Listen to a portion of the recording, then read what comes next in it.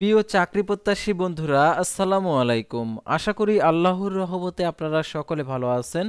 অর্থ মন্ত্রণালয়ে নতুন নিয়োগ বিজ্ঞপ্তি প্রকাশিত হয়েছে। তো ইতিমধ্যে আপনারা দেখতে পারছেন, অর্থ মন্ত্রণালয় 19শে জানুয়ারি 2025 খ্রিস্টাব্দ তারিখে এই নিয়োগ বিজ্ঞপ্তি প্রকাশিত হয়েছে। তো এই নিয়োগ বিজ্ঞপ্তিতে সকল জেলার প্রার্থী আবেদন করতে পারবে। আর এটি একটি রাজস্ব খাতভুক্ত একটি নিয়োগ বিজ্ঞপ্তি, অর্থাৎ আর্থিক প্রতিষ্ঠান বিভাগের রাজস্ব খাতভুক্ত একটি নিয়োগ বিজ্ঞপ্তি, অর্থাৎ অর্থ মন্ত্রণালয়ের। তো এই নিয়োগ বিজ্ঞপ্তিতে সকল জেলার প্রার্থী আবেদন করতে পারবে।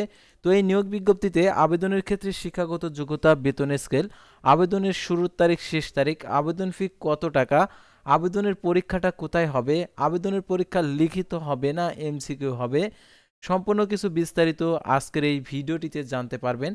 তাই ভিডিওটি মনোযোগ সহকারে শেষ পর্যন্ত দেখতে থাকুন। আর আপনি যদি অল জব নিউজ বাংলাদেশ এই চ্যানেলে প্রথমবার এই ভিডিওটি দেখে থাকেন, তাহলে আমাদের এই চ্যানেলটিকে সাবস্ক্রাইব করে রাখবেন, notification bell button all press করে রাখবেন, এই ভিডিওটিতে একটি লাইক করে দেবেন। আর যারা ফেসবুক পেজে ভিডিও দেখছেন, ফেসবুক পেজটি লাইক দিয়ে ফলো করে ফেসবুক পেজের সঙ্গে থাকবেন।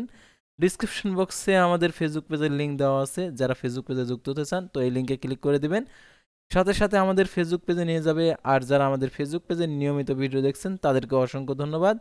তো যারা আমাদের ফেসবুক পেজ খুঁজে পাচ্ছেন না, সার্চ বারে অল জব নিউজ বাংলাদেশ লিখে সার্চ করবেন, তাহলে আমাদের ফেসবুক পেজটি পেয়ে যাবেন।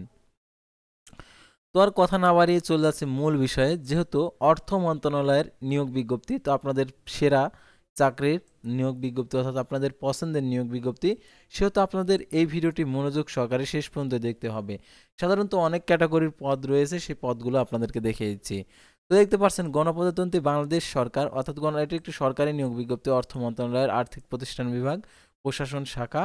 দেখতে পাচ্ছেন এখানে 19শে জানুয়ারি 2025 খ্রিস্টাব্দ তারিখে প্রকাশিত আর্থিক প্রতিষ্ঠান বিভাগের রাজস্ব খাতভুক্ত পদসমূহের অস্থায়ীভাবে সরাসরি নিয়োগের লক্ষ্যে পদের পাশে বর্ণিত প্রকৃত বাংলাদেশি নাগরিকদের নিকট হতে অনলাইন দরখাস্তের আহ্বান করা যাচ্ছে। অর্থাৎ এই নিয়োগের আবেদন করতে হবে অনলাইনে, অর্থাৎ অনলাইন ওয়েবসাইট fid.teletalk.com ওয়েবসাইটে। তো দেখতে পাচ্ছেন এখানে পদের নাম, পদের সংখ্যা, শিক্ষাগত যোগ্যতা।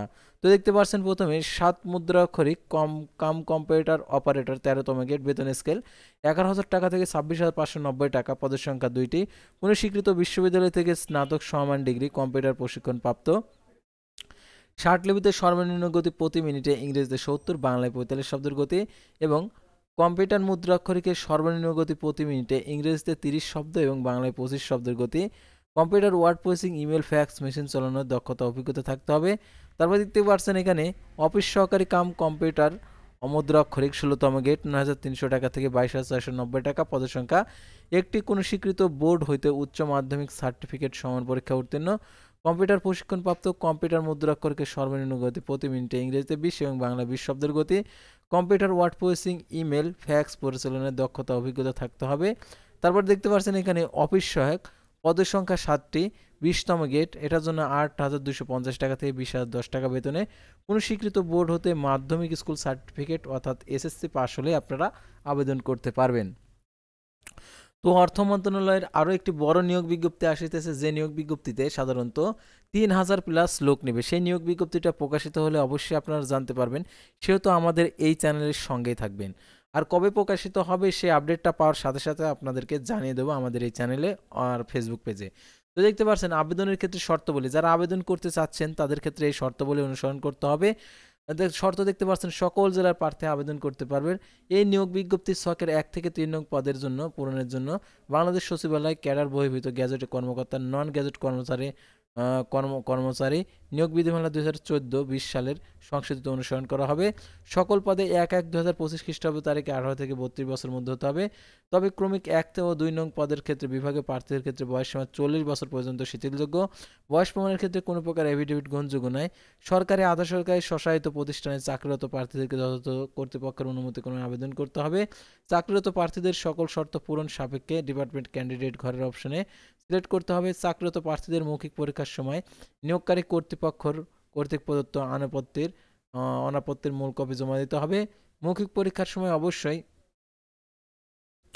সনদ সময়ের মূল কপি প্রদর্শন করতে হবে, অ্যাকসেপ্ট ফটো সত্যায়িত কপি জমা দিতে হবে। সকল শিক্ষাগত যোগ্যতার অভিজ্ঞতা, নাগরিকত্ব সার্টিফিকেট সনদের আর কি ফটোকপি এবং পাসপোর্ট সাইজের 2 কপি রঙিন ছবি, জাতীয় পরিচয়পত্র, মুক্তিযোদ্ধার সনদ, শারীরিক প্রতিবন্ধীর সনদ, তারপর এখানে হচ্ছে ক্ষুদ্র নিগোষ্ঠীর সনদ। এখন অনলাইন আবেদন করার ক্ষেত্রে দেখতে পাচ্ছেন এখানে যে কার্যক্রম আমাদের করতে হবে, অর্থাৎ পরীক্ষায় অংশগ্রহণ ইচ্ছুক প্রার্থীগণকে fid.teltalk.com ভিডিও ওয়েবসাইটে আবেদনপত্র পূরণ করতে পারবেন। আবেদনের সময়সীমা নিম্নরূপ: অনলাইন আবেদনপত্র পূর্ণ, পরীক্ষার ফি জমাদানের শুরুর তারিখ 26শে জানুয়ারি 2025 সকাল 10টা।